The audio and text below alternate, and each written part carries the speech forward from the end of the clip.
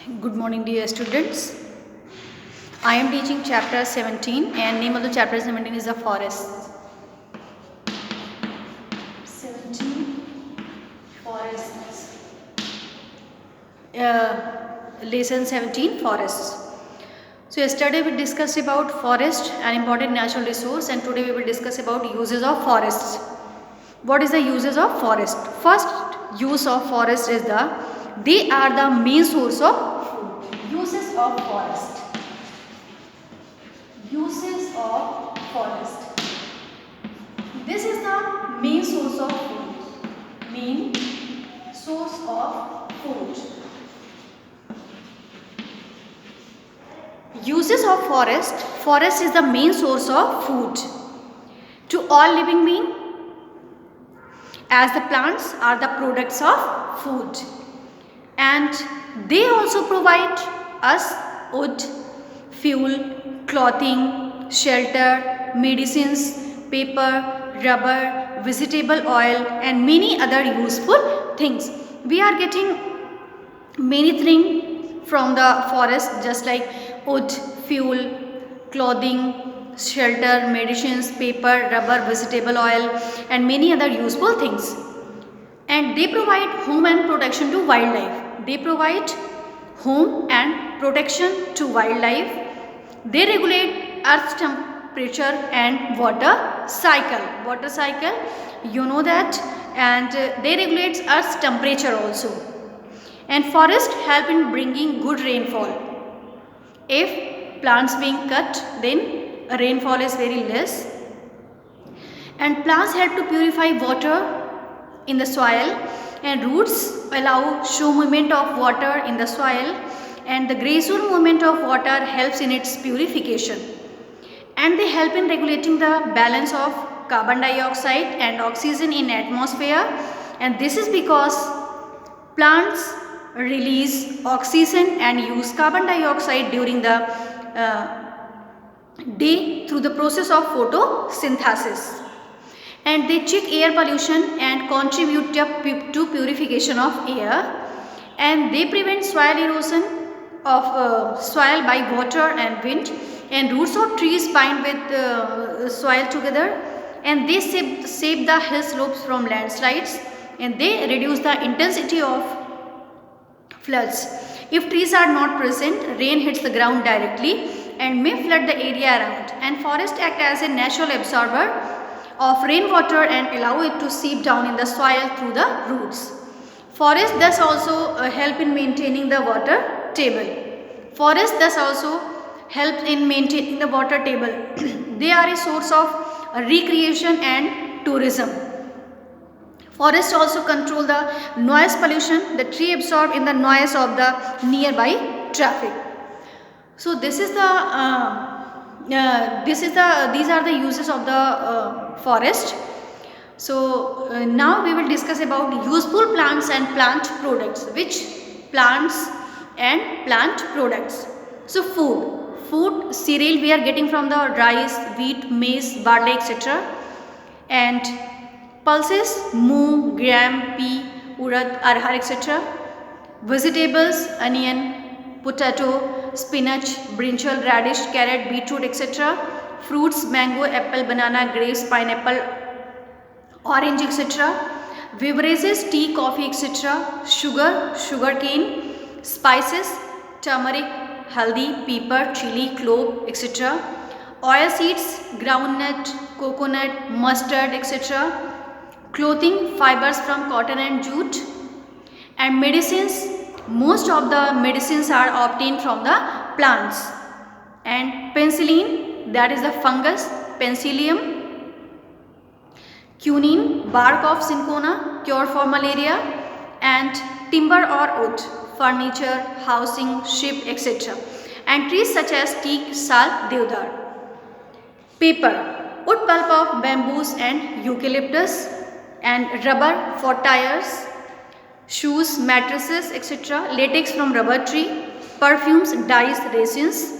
Fuel, ornamental and landscape purposes. A number of plants are grown in gardens and other places for aesthetic beauty. So what is the ornamental landscape purposes? A number of plants are grown in the gardens and other purposes for the aesthetic beauty. And what are the other uses? Plants prevent soil erosion by wind or water, and removal of plants, deforestation leads to soil erosion. And plants serve the purpose of binding the soil with the help of their roots. And certain plants like legumes enrich soil fertility. And so next topic is the interdependence among us living organisms. We know that we dependent on the plants and plant dependent on us for the gases exchange. So what do you observe? It shows the interdependence of plants and animals. Both are interdependent on each other. So you have already learnt that no living things or organism can live by itself, and all living things depend on other living things directly or indirectly. For instance, a deer needs grass to live on, and a lion needs deer to live on. And in this example, a deer is directly dependent on grass and the lion's dependence on grass is indirect. In a similar manner, all the plants, birds, reptiles, fish, insects are connected to each other. And in other words, we can say that for the survival of all the living things is dependent on each other, because we want we want oxygen. So oxygen we are getting from the plants, and for preparation of food plants need carbon dioxide. So carbon dioxide, what we are releasing, which gas we are releasing, that is the carbon dioxide. So they make their food. So we can say that both are interdependent. Plants and animals both are interdependent on each other for their survival. You know that what is the photosynthesis process? Plants make their own food with the help of and the presence of carbon dioxide, chlorophyll, and so plants are called the autotrophic because they make their own food. That's why they are called the autotrophic. Auto means self, trophs means nutrition, that is a self nutrition. So plants make their own food and they are called the autotroph. Why they are called the autotroph? Because they make their own food. So and animals cannot produce their own food and have to consume plants or other animals to live and grow. They are called the consumers, and consumers may be herbivorous or carnivorous. Herbivorous plant, those who are eating only grasses, leaves, sticks, they are called the herbivorous. Carnivorous animals, those who are eating flesh of the other animals, they are called the carnivorous. Omnivorous animals, those who are eating both plants as well as the meat or flesh of the other animals. So that they are called the omni means both, omnivorous means both. So this is that is the difference. What is the producers?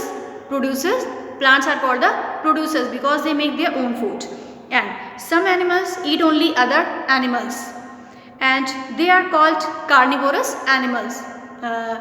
In last topic, you know that difference, you know that from second class onwards you are studying that what is the herbivorous, carnivorous and omnivorous. What is the difference between herbivorous, carnivorous and omnivorous animals? Herbivorous, you know that animals those who are eating plants, twigs, leaves, etc., they are called the herbivorous. Example, cow, buffalo, deer. And carnivorous animals, those who are eating flesh of the other animals like lion, tiger, etc. And omnivorous, crow, humans. Omnivorous means both animals, those who are eating animals, those who are eating both, they are called the omnivorous animals, just like crow and humans. So some animals eat only their other animals, they are called the carnivorous. And there is another category of the animals called the omnivorous or omnivorous animals. Omnivores eat both plants and animals. Omnivorous animals eating both plants as well as the animals, they are called the omnivorous. So this is all about the interdependence among us living organism. If we will not interdependent on each other, then survival is difficult. We can't survive. So due to for the survival, for the life, for the everything, we dependent for food, for different purposes we dependent on the plant. So this is a chain which circulates and we dependent on each other for survival. Plants, dependent on us and we dependent on the plants. So this is the so we can say that this is the interdependent on each other. And so this is the this is all about the uses of forest. And what is the uses of forest?